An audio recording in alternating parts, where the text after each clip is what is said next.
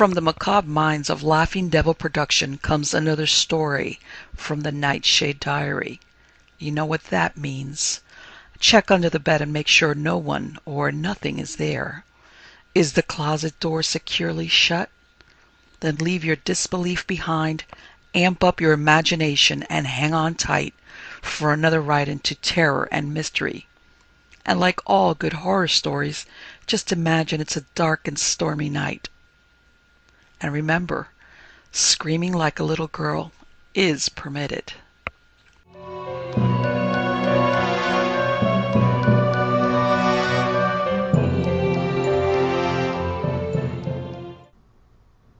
The unseen danger.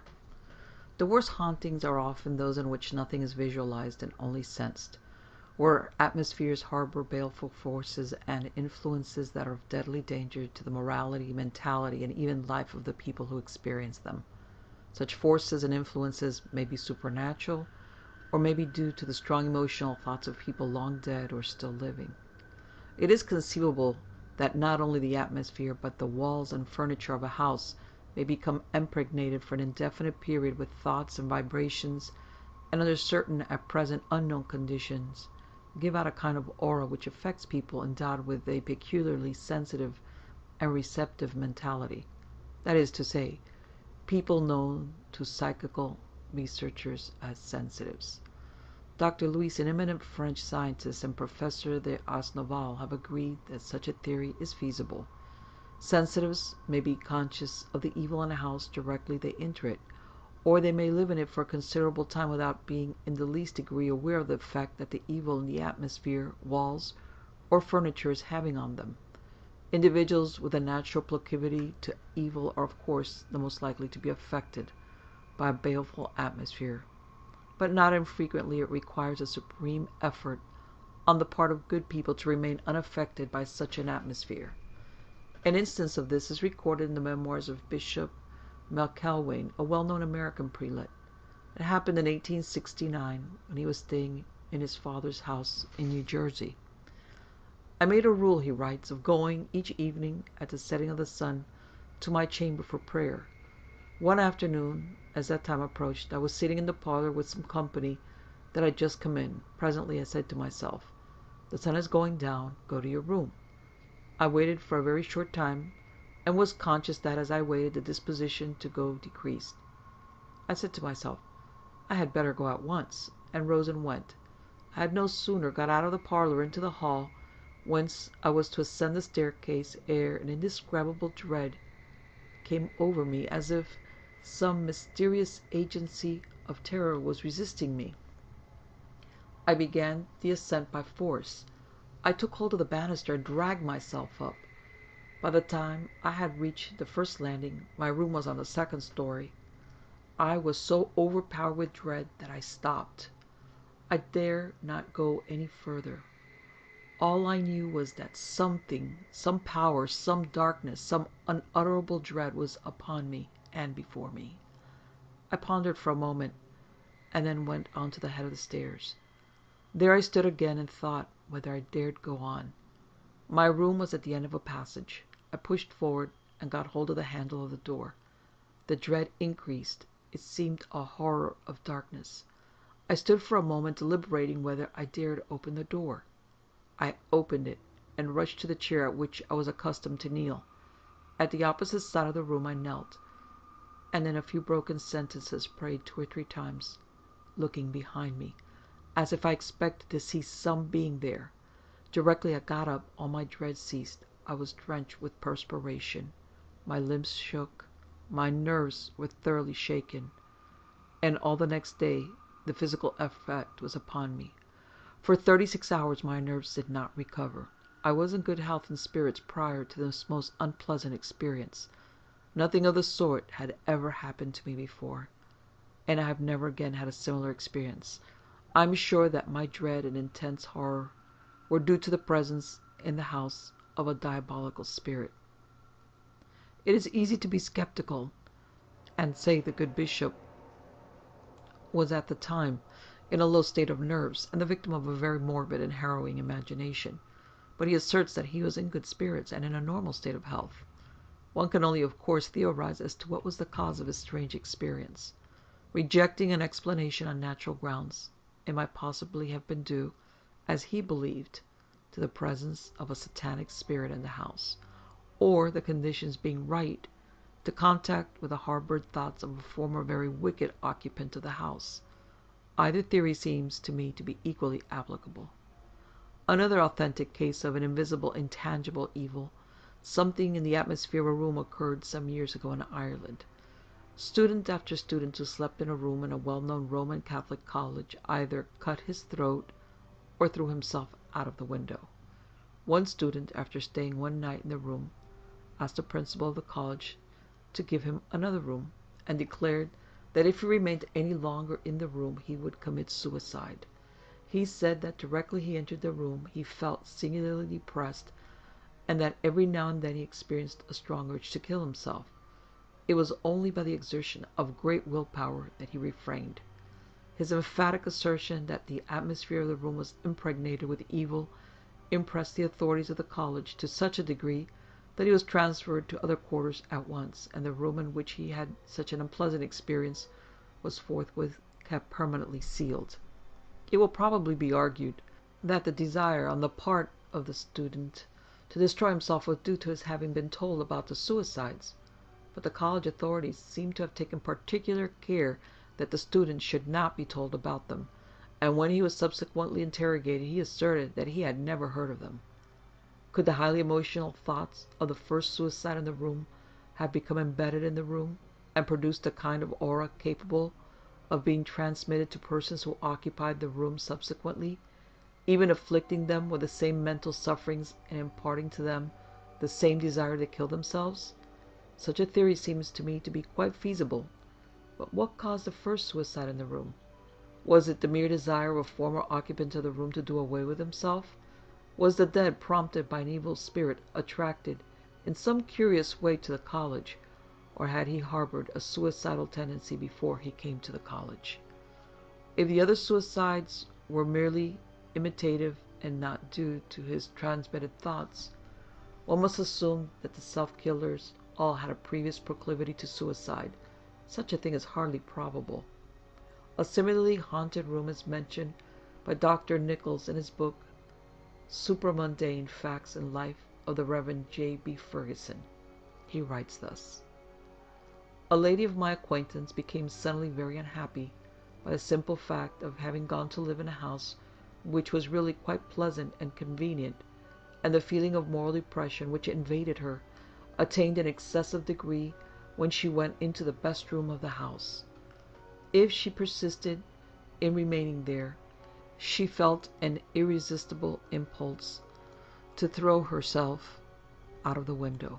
On the other hand, as soon as she went out and got into the street, the sentiment of depression, with its somber thoughts and impulses towards suicide, disappeared entirely, to return at once when she went indoors. Under such an obsession, the lady had to remove to another house. I was informed of the fact," Dr. Nichols continues, "and desirous of clearing up the mystery, I started an inquiry concerning the previous inhabitants of the dwelling. It was not long before I found out that it had been occupied by a gentleman whose wife, afflicted with suicidal mania, had thrown herself head first from the window of the best room and was killed on the spot." Dr. Nichols wonders if the emotional thoughts of the lady who committed suicide could have produced an aura sufficiently strong to be transmitted to the lady who left the house owing to the suicidal urge which she experienced when in the best room. A certain spot on the Durham Downs overlooking the Avon Gorge at Clifton, Bristol, has witnessed many suicides.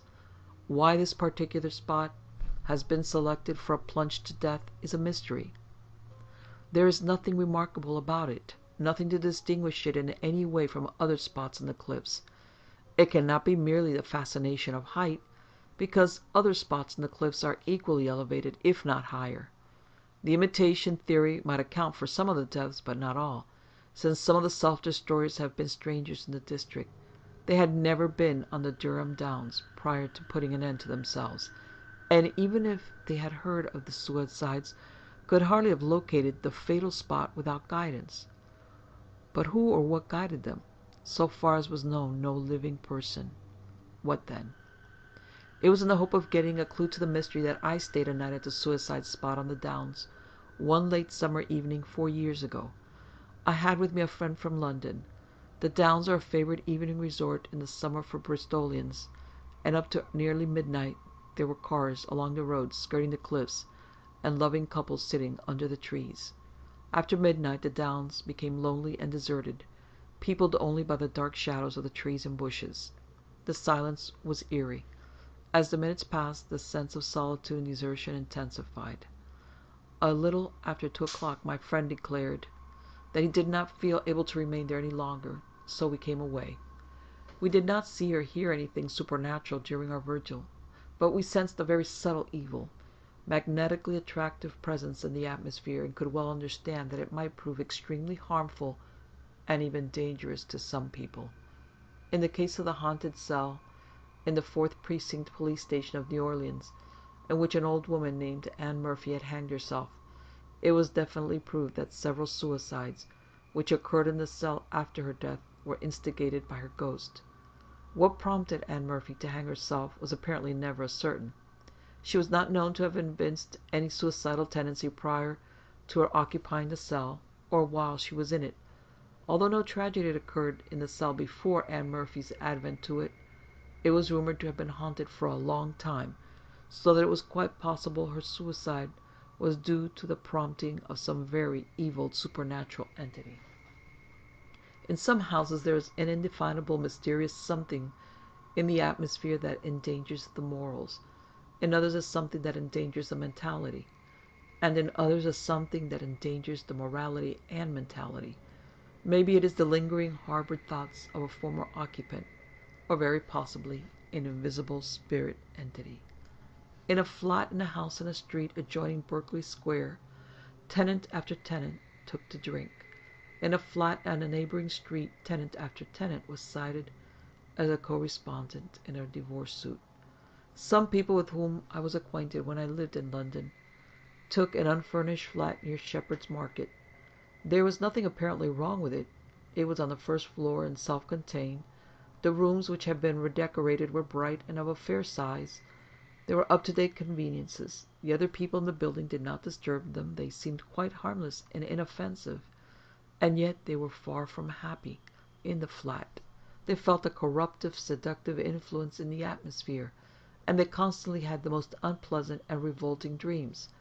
Although they never saw or heard anything of a ghostly nature, they felt sure that the flat was very badly haunted. Their aversion to it increased to such an extent that they left it long before their lease had expired. Their curiosity regarding the history of the house led them to making inquiries in the neighborhood, and they learned that it had formerly been a brothel. Possibly their very unpleasant experience in the flat was due to the lingering, affecting thoughts of the keeper and frequenters of the brothel, or possibly the flat was actually haunted by the earthbound spirit of someone closely associated with the brothel. I had a similar experience in an apartment house in Moscow Road, London, and have no doubt that had I made inquiries as to the past history of the house, I should have discovered that it had once been of ill fame. It is always advisable to learn something about the history of a flat or house before occupying it, in case of lurking danger in the atmosphere. The Menace of Blackness. In the previous chapter, I have alluded to hauntings by an invisible, intangible force or influence in a house or place that endangers the mentality. I heard of such a haunting when I was a student in Dublin. A relative of mine told me that there was a very badly haunted room in a house near the Waterloo Road. He said that people who occupied the room for any length of time invariably became partially or entirely demented. He slept in the room for 3 successive nights and refused to remain in it any longer. He said that he found the room horribly depressing, and that whenever he slept he had the most harassing and worrying dreams. The following account of a haunting, which was well calculated to affect the mentality of any nervous person, is related by Mr. J. Westwood in Notes and Queries. In a lonely neighborhood on the verge of Enfield Chase stands an old house much beaten by wind and weather. It was inhabited, when I knew it, by two elderly people, maiden sisters, with whom I had some acquaintance, and who once invited me to dine with them and meet a circle of local guests. I well remember my walk hither. It led me up a steep ascent of Oak Avenue, opening out at the top on what was called the Ridge Road of the Chase. It was the close of a splendid autumn afternoon. The year was dying with more than its usual pomp, wrapping itself in its gorgeous robes like a grand Caesar. On reaching my destination, the sun had already dipped below the horizon, and the eastern front of the house projected an eerie black shadow at its foot. I crossed the threshold with repugnance. Having some changes to make in my attire, a servant led me to an upper room, where she left me.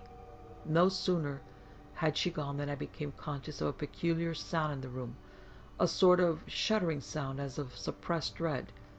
It seemed close to me.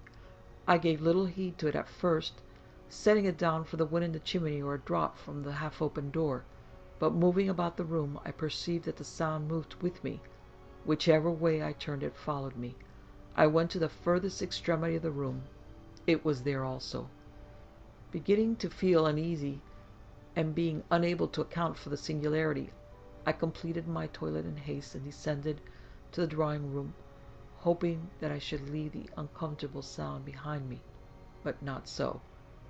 It was on the landing, on the stairs. It went down with me, always the same sound of shuddering horror, faint but audible, and always close at hand. Even at the dinner table, when the conversation flagged, I heard it unmistakably several times, and so near that if there was an entity connected with it, we were two on one chair. It seemed to be noticed by nobody else, but it ended by harassing and distressing me, and I was relieved to think that I had not to sleep in the house that night. At an early hour, several of the guests having far to go, the party broke up, and it was a satisfaction to me to breathe the fresh, wholesome air of the night, and feel rid at last of my shuddering incubus.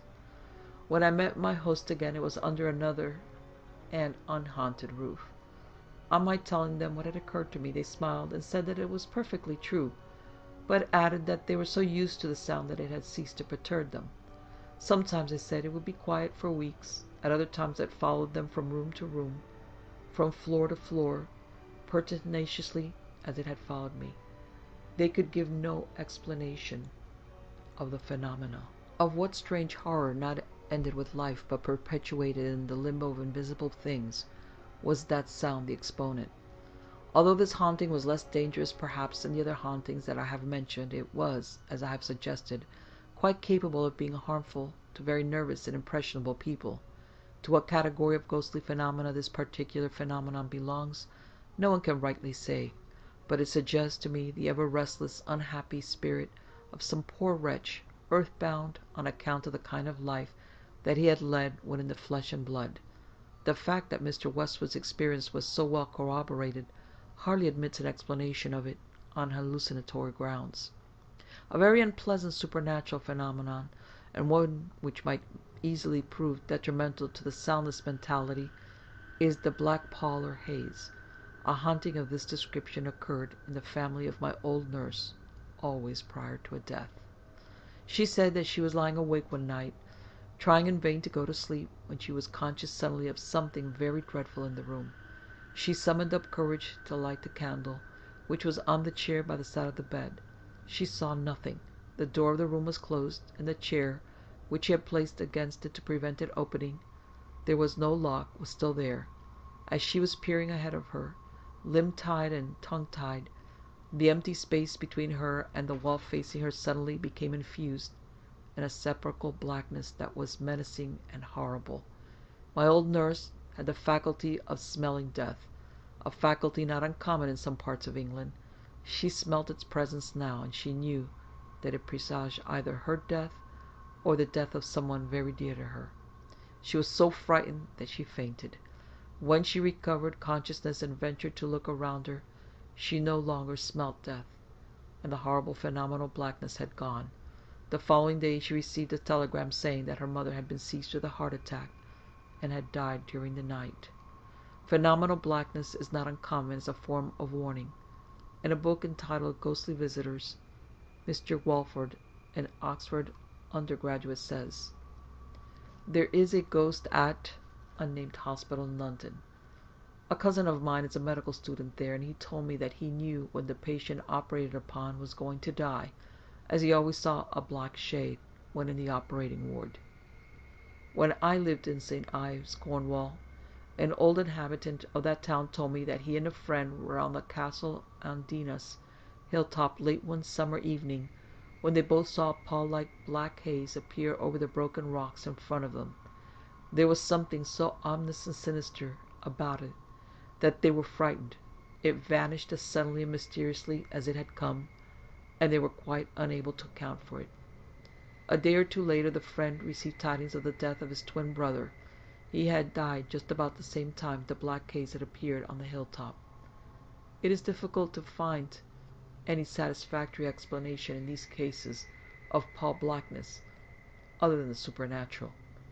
The lonely moors and hills that constitute the hinterland of St. Ives are much haunted, not only by the ghosts of old-world people, but by elementals as grotesque in appearance as are the fantastically fashioned rocks and boulders amid which they prowl and glide at night." The Menace of the Indefinable. There are recorded cases in which a haunting by an indefinable something in a house or place has been constitutionally dangerous, wrecking the health and even causing death. An instance of a house harboring a supernatural phenomenon of this kind was reported in the press in December 1919. Tenant after tenant died suddenly in a house in a street in Croydon, or quitted it hurriedly, and as a consequence, the house acquired such a sinister reputation that no one cared to inhabit it. For years it stood empty. Children hastened past it after nightfall. Dogs were never seen to enter the garden. Yet no one seemed to know what exactly was wrong with the house, whether it was the drains, although there had never been any complaint about them, or rats, or whether the house was haunted. Its appearance, it was just like any other house in the street. From its exterior there was nothing to suggest that it contained anything supernatural and horrible. Yet no one had lived in it for long. They had either died or fled. A newspaper man who had heard about it determined to spend the night there and probe the mystery of the hidden, nameless danger to the core. There were a few pieces of furniture in the house, and he sat in a very dilapidated armchair in a room on the ground floor. Shortly after midnight a feeling of sickness came over him, and he was conscious of something, void of any definite shape and indescribably loathsome, entering the room through the closed door. He felt it was getting nearer and nearer to him until it finally enveloped him, when he fainted. On recovering consciousness he could no longer feel the foul presence in the room. The horror that it had inspired was so great, however, that he lost no time in getting out of the house. He had been in excellent health prior to his vigil in the house, but the shock he experienced that night was so terrible that he became seriously ill and died within a fortnight. I did not see the newspaper accounts of his experiences until a long time after its occurrence, and when I made inquiries about the house I was informed that it had been demolished. People who are skeptical regarding the existence of supernatural phenomena will no doubt suggest that the unfortunate journalist was paranoid and the victim of a sensorial illusion. They will say that he knew the reputation of the house, and that a long solitary vigil in the dark very probably excited his imagination and made him believe that he actually sensed the presence in the room. But could mere imagination or illusion create a shock sufficiently strong to cause the death of a young man asserted to be in excellent health? In an old issue of Notes and Queries there is a strange story of an encounter with an indefinable, dangerous supernatural phenomenon in Somersetshire. During the year 1840, Mr. T stayed for several months in Taunton. While he was there he became very friendly with Mr. S, a bluff, genial fox hunter, who told him a very unusual story of a haunting in Somersetshire. Mr. S said that when he returned home from the local hunt after dark, he often observed a central window in an old mansion, not far from the roadside, strangely illuminated. All the other windows were dark, but in this particular window a wan, dreary light was visible. As he knew that no one was living in the house, the queerly lighted window puzzled and intrigued him. On one occasion, having a hunting friend with him, he suggested that they should solve the mystery of the luminous chamber without delay. His friend agreed. They proceeded to rouse the old porter in the park lodge. After much grumbling, he gave them a lantern and the keys of the house. The light in the central room of the house looked more wan and weird the nearer they approached. It was unlike anything they had ever seen, and seemed to emanate from another world. A creepy feeling came over them when they turned the handle of the ponderous, weather-worn old front door and stepped into the wide, empty, long-deserted hall. Not a sound other than reverberating echoes of their feet greeted them as they crossed the stone-flagged floor to the broad, black oak staircase in the center of it. The higher they ascended, the more intense became the oppressive sense of loneliness and utter desolation. They visited all the rooms, leaving the luminous one until the last. There was nothing particularly noticeable in any of them. They were all gloomy and depressing, but on entering the central room a marked difference was at once perceptible. The strange light in it enabled the two investigators to distinguish the various articles of furniture, which were scanty and common. What struck them most was the uniform diffusion of the light. It was as strong under the table as it was above the table, so that no single object projected any shadow on the floor, nor did they themselves project any shadows. The reflection of the wan light and their own awe-stricken faces in the great mirror over the mantel-shelf startled the investigators. Mr. S. declared that he had not been many seconds in the room before he experienced a horrible sensation, as if all his vitality was being sucked out of him. His friend experiencing a similar sensation, they became very scared and got out of the house as quickly as possible. When they told the old lodge porter their experience, he said that no one had ever been able to remain in the luminous room for very long. He would not admit that it was haunted, but said that it had a queer light of its own. Neither Mr. S. nor his friend ever visited the house again. Skeptical people will probably attribute the sucking sensation which Mr. S. and his friend experienced to sensorial illusion. Sensorial illusions, technically speaking, are not mental delusions. They only become so when they are believed to be realities. So, in this case, if the fox-hunting squires were the victims of sensorial illusions, they were mad, since they were convinced that the sensations that they experienced were real. But they were not mad. They were jolly, hearty, healthy, sporting hunters. Consequently, the sensations which they experienced simultaneously were not illusions, but were due to some mysterious natural cause, or to the presence in the room of an invisible, intangible, vampiric, supernatural force or entity. The eerie phenomenal light in the room makes the latter explanation, in my opinion, rather the more feasible. Hoodoo. John Aubrey, in his book Miscellaneous, mentions the following houses that were reputed to be very unlucky in his time. The Fleece Tavern in Covent Garden was very unlucky for homicides. A handsome brick house on the south side of Clerkenwell churchyard had been so unlucky for at least 40 years that nobody would venture to occupy it. No one who lived in an attractive house in Holborn ever prospered. No third generation of a family ever remained in the Charterhouse on the Mendips in Somerset, or in the Manor of Butley near Glastonbury. At the present time there is a house not far from Rugby, which has always proved unlucky to every family that lived in it, and in an isolated spot near Caterham there is an early 18th century house reputed to be so hoodoo that none of the local people care to pass by it alone after nightfall. It came into notice shortly before the Second World War, owing to the deaths of its owner and his wife, who were found dead in a car in the garage. There were no marks of injury on their bodies, and it was thought, but never definitely proved, that they had been poisoned by carbon monoxide. An elderly man who had lived in the neighborhood of Caterham for many years told a representative of the Bristol press that bad luck, in some form or other, always overtook everyone who occupied the old house.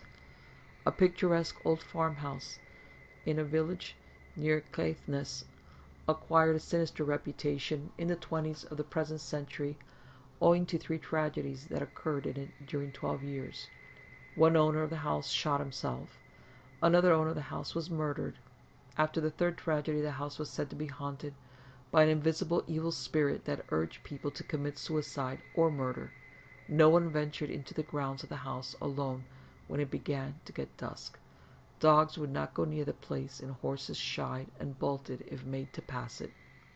A house in a suburb of Birmingham bore a very ominous reputation for many years. No murder or suicide was known to have taken place in it, but it had witnessed a number of other tragedies. The following were a few of them. A lady descending a staircase in the house one day tripped over something that she could not see, fell, and sustained such internal injuries that she eventually died.